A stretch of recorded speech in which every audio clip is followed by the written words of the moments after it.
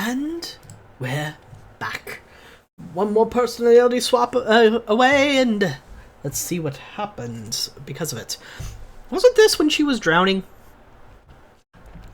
I was in the center of the world, the vastness of space, with me and its origin extending far away at near light speed. There was no gravity, therefore I couldn't tell one axis from another. Silver particles floated smoothly through space in a stream. I tried to catch them. My body didn't move the way I wanted it to. I tried to breathe. A large quantity of some foreign substance flowed into my trachea. I began violently choking. I can't breathe. It's too painful. A strong electric current ran through me. My limbs stiffened and then went into convulsions. I gasped wildly as my body sought oxygen. I almost forgot we almost drowned ourselves. What? What the hell is this? What the hell's going on? I really don't understand. Either way, I had to escape immediately. Moving my limbs the best I could, I struggled to move. I turned around and around, searching for an exit. For my eyes was a silver wall. I rustled as it rustled as I drew a ridiculous curve. Convulsions in my limbs became more and more violent. My insides were burning hot. My heart raged. My consciousness grew hazy. I exhaled one last time. Bubbles around me swayed as they slowly rose. As the stream of tiny particles hovered there, I followed them with my eyes. Little by little, the globular bubbles disappeared somewhere far away, and were absorbed into a silver barrier. They vanished, painting ripples across the silver surface. I reflexively struck out an arm, toward the wall, toward the exit. From my hand to my wrist, everything vanished, swallowed up by the silver barrier. My hand touched something, and caught hold of it firmly, drew my body toward it at once. You know, taking sleeping pills, I think it was, and then trying to take a bath. Best of ideas. That's right. That's how it happened. Sat down on the floor, devoid of all strength. I hung my head and leaned against the wall. I inhaled deeply over and over again, but my wild breathing still wouldn't settle. The concentration of oxygen in my blood was still too low. My consciousness was dim. I couldn't gather my thoughts at all. But there was one thing I knew. Somehow I had survived, I guess. And right at that moment, I heard the sound of the door closing. The sound wasn't from the bathroom. It seemed to come from the other side, where the door to my room was. Did someone enter the room? Or did they leave it? Wait a minute! Isn't this the point where he begins to suspect someone's trying to kill him? Oh, son of a bitch! He thinks someone tried to kill him because Kokoro took sleeping pills and went into the bathroom. Oh, that changes so much. Oh, no. Morons. I wasn't sure. There was nothing I could do about it. My body was heavy like a lump of lead, making it difficult to even crawl. The only thing I could do was listen to utmost care. Couldn't hear a thing. It was completely silent. Does this mean the sound I heard was that of someone leaving? In my current hazy state of consciousness, even coming to such a simple conclusion took a considerable amount of time. One way or another, at least my breathing had finally returned to normal. My pulse had steadied as well. Only the inside of my head still felt blurred, as though it misted it and folded it. I tried taking another look around the room. I was in a bathroom in Sphia. I didn't know whose room it was. My surroundings were engulfed in pure white steam. Taking stabbing seriously either. I stole a glance in the bathtub on my right. It was filled with hot water. It seemed to be the source of the steam saturating the air. I came back? Came back to my original world. Back from the world of the dreams to the real world. I looked down at my body. It was definitely male. Body I was familiar with. For one thing, it was different than usual. My whole body was soaking wet. Why? Nothing much to think too deeply about. I nearly drowned just now. In that bathtub to my right. Thinking about what happened earlier, it seemed like I'd been sinking into the water head first. I don't know why or how things ended up like that. Memories I had of being in Sphia stopped around the time I dropped the cups in the kitchen. I remember nothing of what happened in Sphia from then on. Naturally, I had no memory of filling the bathtub with water and diving into it with my clothes still on. Damn, what exactly happened here? DID? Was my body controlled by another personality during that time? Why was I in the bathroom with my clothes still on? We're over head first, upside down in the bathtub. Did I fall over? Or I recalled the sound of the door I just heard. If that was the sound of someone going out, it means the person was close by while I was drowning. If they were outside the bathroom, there's no way I wouldn't have noticed something that was amiss from the frantic struggling. Normally one would at least check to see what happened. Leaving the room without a word is too unnatural. Something must have happened. I felt a vague sense of unease. Standing up unsteadily, I left the bathroom. I entered my room. I was the only one in it. My head was still heavy, like a stone clod had been driven into it. On entering the room, I finally noticed it. The leaden feeling, which wasn't just due to oxygen deprivation. A stronger, more instinctual force seemed to be affecting me from within. Anyway, I needed to lie down. My clothes were drenched, but it was a pain to take any of them off. Oh, who cares? Anyway, bed. Bed. I staggered along the wall. A strong dizziness assailed me. I lost my balance. My legs became twisted. I staggered and then fell. Toppling over like an old tree, I had no energy left to recover. Drowsiness hit me the instant I landed. Sleepiness of the intensity that I couldn't fight with strength nor will. My consciousness faded. Disappearing. Disappearing. I was falling into a bottomless quagmire.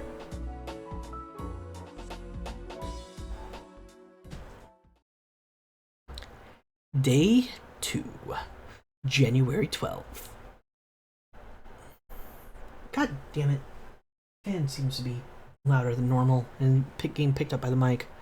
Like yesterday, there was a storm outside. The hoarse roar of the wind hurt my ears. The sound filled me with a terrible melancholy. Having decided to stay as far away from windows as possible, I was now sitting close to the door. And even that didn't bring me peace of mind. The sound of the blizzard filled every nook and cranny of the room. Of course, it wasn't the weather's fault I was in such a dark mood. After all, an ominous situation was drawing ever closer. Here I was in the midst of all of it. One could easily argue that feeling depressed was natural. There was too much to think about. My brain couldn't operate fast enough to process everything. But I never considered giving up. Gathering my thoughts, I slowly went over the endless list of worries and troubles. Grappled with mountain challenges for 4 hours. I hadn't stopped thinking since waking up. As my thoughts finally took shape, I somehow noticed the means of escape. Before I describe it, I'll sort out the situation first. The various problems I'm facing can be roughly classified in 4 categories. Shelter cabin, symptoms of DID and SFIA, my amnesia, my near drowning in the bathtub last night. Now let's go to each thought path in order. Shelter cabin. Until yesterday, I was convinced that everything happening in Shelter cabin was just a dream. It was different now. I no longer think that's the case.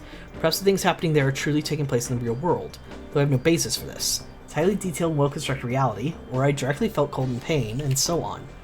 Yeah, I can easily make those simple claims, but that doesn't mean the evidence that reality exists. Defining reality in fiction is a really hard thing to do to begin with. That's why I didn't. Then why did I come to think of it wasn't a dream? Because I found another way to explain it.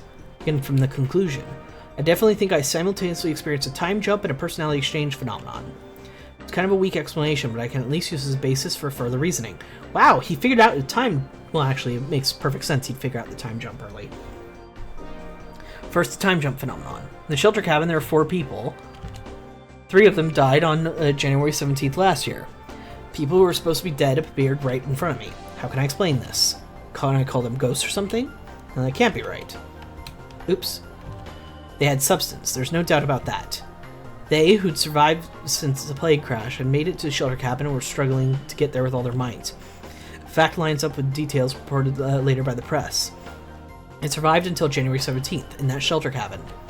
Also, from what they said, I know for a fact that the scene I saw was from January 11th, immediately after the crash. If I had to make a guess based on that information, I have no choice but to think that, at that moment, my consciousness jumped through time to Mount Akakura of January 11th, 2011.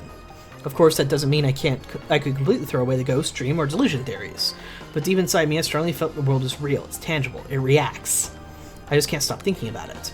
I jumped through time. Maybe. I don't know if something like that could have happened. But right now, recognizing that I may have jumped through time was more important. To dismiss everything as a delusion or a dream is easy, but it's important to always keep the worst case scenario in mind. That world, what if we assume it's reality? With that in mind, the smartest thing to do in this case is to think about my next move. The next up is the personality exchange phenomenon, but since this overlaps with number 2, my symptoms of DID and SFIA, I'll move on to the next item.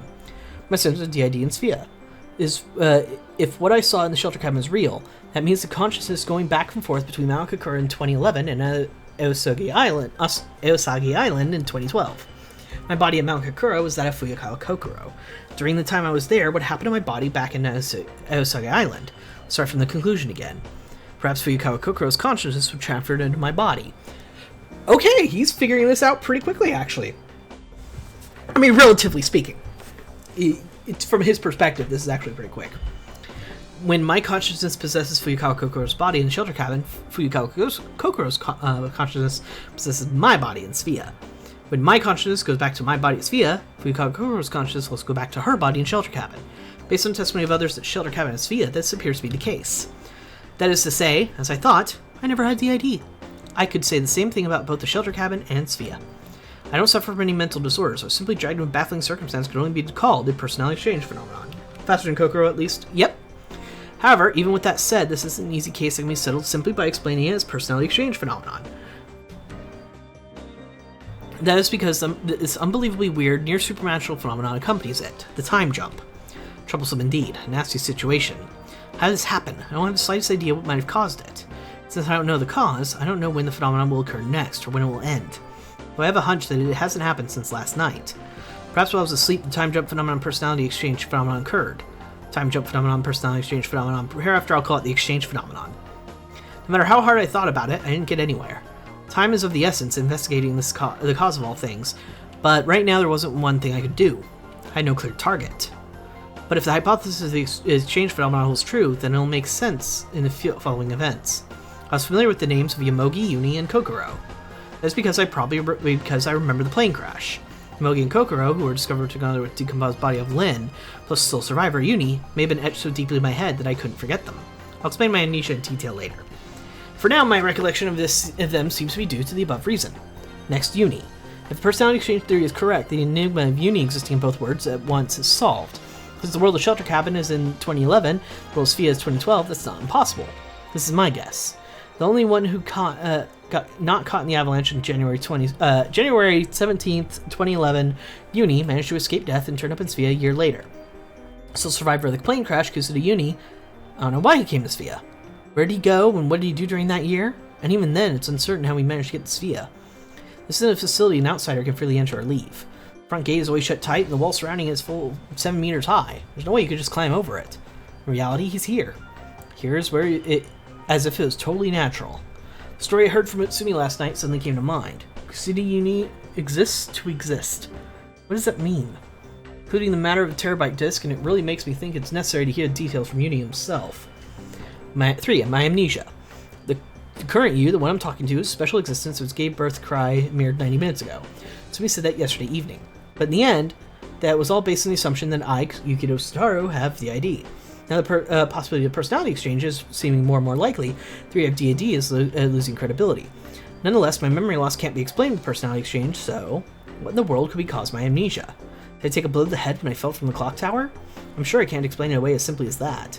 The most inexplicable part of it, even though I forgot most of the details about it myself, is that the fact that I clearly remember the period when I was going out with Lin. The period when I was going out with Lin doesn't include the points at which our relationship began or ended. I don't know why we started going out, nor why we parted. Consequently, I don't even remember what happened after we went our separate ways. When I learned that Lin died, was I sad? Did I cry? In the shelter cabin of 2011, when I got to see her again, I didn't think my lucky stars or jump for joy. Ordinarily, if I'd known she was alive, it'd be natural for me to feel supreme joy at the news. But no such emotion came forth from me. Why? It's because, when I was aware of the fact that she died, I didn't feel any sadness over having lost her. Of course, it's also because, at times, even when I still had no grasp of what was going on, I was confused. With my conscious state of confusion, I guess I can't immediately link her existence to plane crash. After waking up in Sphia, I filed it away in the corner of my mind, thinking it was a dream. Even so, it's very strange. This isn't a more ordinary amnesia. Really can't figure out what kind of rule there could be for linking the things I remember with those I've forgotten. No, maybe that's not it. What if it isn't amnesia, but a memory transplant? The hell are you trying to say? Memory transplant. Memory loss and memory transplantation. The difference between two is follows. Suppose that a given entity, X, has a contiguous memory. We also call it a record, composed of A, B, C, D, E, F. Memory loss, to put it simply, is a state wherein, for example, parts B, D, and F in the A through F sequence are lost. Now, only memories can be recalled are ACE. Okay. On the other hand, the memory transplant mentioned herein refers to a state where, for example, memory parts A, C, and E are embedded into initially an empty zero-state memory. Both cases are similar in that X does not remember anything besides ACE. The crucial difference, however, lies in the question of whether the rest is recoverable or not. In the case of memory loss, it is possible that X could still have parts B, D, and F residing somewhere in their mind. Thus, X might somehow appear to have recovered the lost memories. On the other hand, if X had these memories transplanted, then it would mean that BDF never existed in the first place. In this case, X is left with no other alternative but to accumulate new memories over time.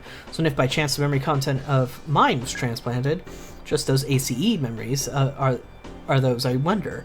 The fact remains that my consciousness belongs to me, but it is in fact possible that my memory is one of the originally someone else's and not mine. That someone planted ACE reduced memories inside me, so that even I myself am not aware how or why they happen exactly. Why not A through F, but ACE? Why did they transplant BDF through as well? Could it be that it's not that they didn't transplant them, but they couldn't? Could it be that, just like me, the other person lacks BDF? Can I assume that limited knowledge composed only of ACE was all that was available to this person? That therefore it was that for that reason this person couldn't put their memories inside of me? Might be that I'm only able to know what this person knows, and if the person doesn't know something, neither can I. My memory and this person's memory are the same, was what I thought. That is... Oof. God, that's wordy. And it sounds more like his internal monologue than it does actual, you know... Ugh, wow. God, you are a wordy motherfucker. Love you to death because you're so much like me, Sadaro. But Jesus Christ, as a protagonist in a visual novel... Oof. For some reason, I had that thought. 4. Almost drowning in a bathtub last night. Based on my hypothesis of the exchange phenomenon, I know it's Kokoro's consciousness that dove into the bathtub. While my consciousness was that of a shelter cabin, Kokoro was controlling the undead body of Yukito Sadaro. Why did she... Was she trying to kill herself or something? After pondering for a while, there's no way. I discarded the bad idea, but as though shaking it off myself. Well then, if it wasn't a suicide attempt... Murder? Attempted murder? Come to think of it, the sound of the door closing I heard back then. Could that have been a criminal running away? I don't want to believe it. I didn't want to think about such a terrible thing. However, I can't help but consider the possibility. Because I had no memory. I can't confidently declare I don't remember doing anything that could cause someone to resent me. Or perhaps without my knowledge, Kokoro's consciousness had committed some terrible act. Maybe my body had become the target because of that.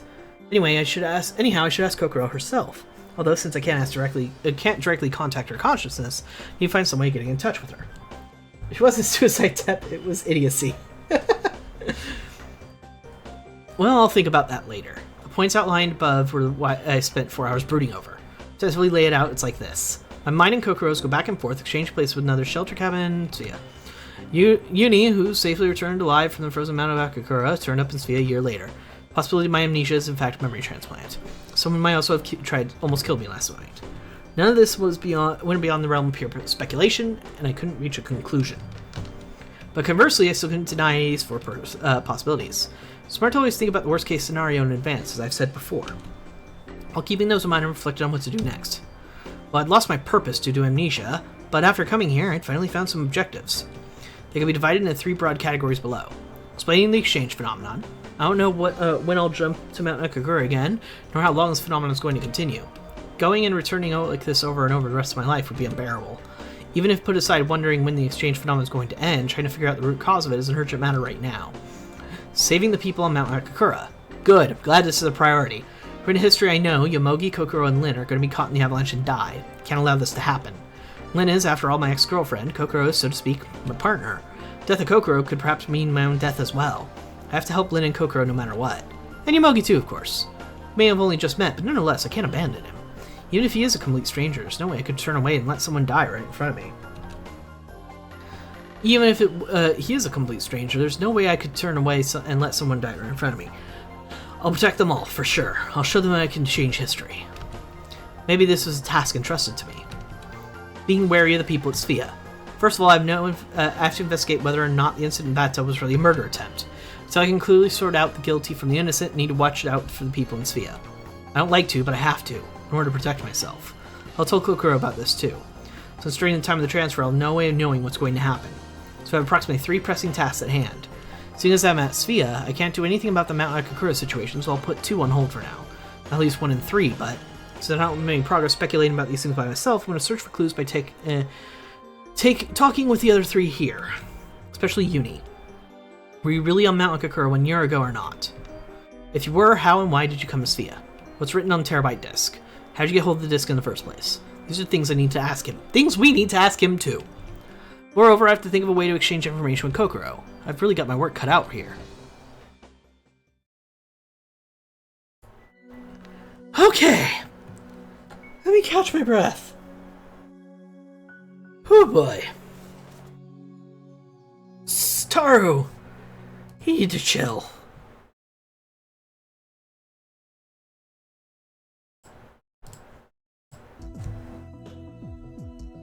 In a bad end, he was stabbed?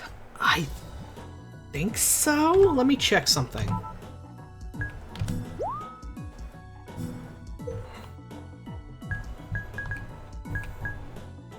We'd have to go back to the title to see all them, wouldn't we? Yeah, I can't see the endings without going back to the title. Whew. Okay, this game's kind of dense. And I feel my voice kind of giving out on me.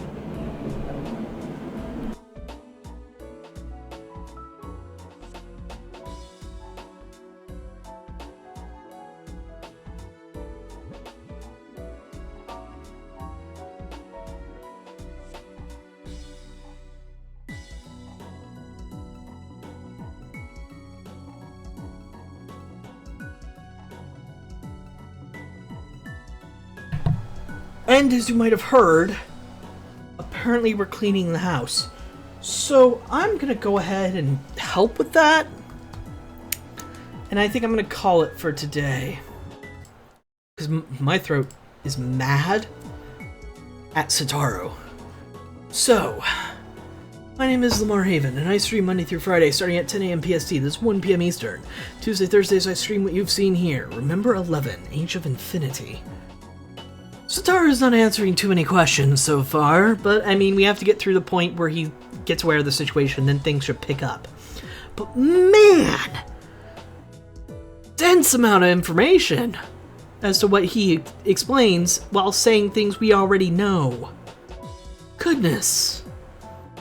Monday, Wednesday, Friday, I stream... I don't know what I stream. In fact, I'm putting the link in chat again, so you can tell me what I'll stream. Because it is time to vote for the next game. The last I checked, Illusion of Gaia was winning, so it looks like I might be loading up that tomorrow. But if you want me to play something else, vote for it. Maybe ask a friend or two if they could vote. That said, remember 11 gets cross-posted to YouTube. Speaking of YouTube, you either follow the link on the screen or link below the stream to my YouTube channel. On YouTube, I have YouTube-specific series, Monday, Wednesday, Friday.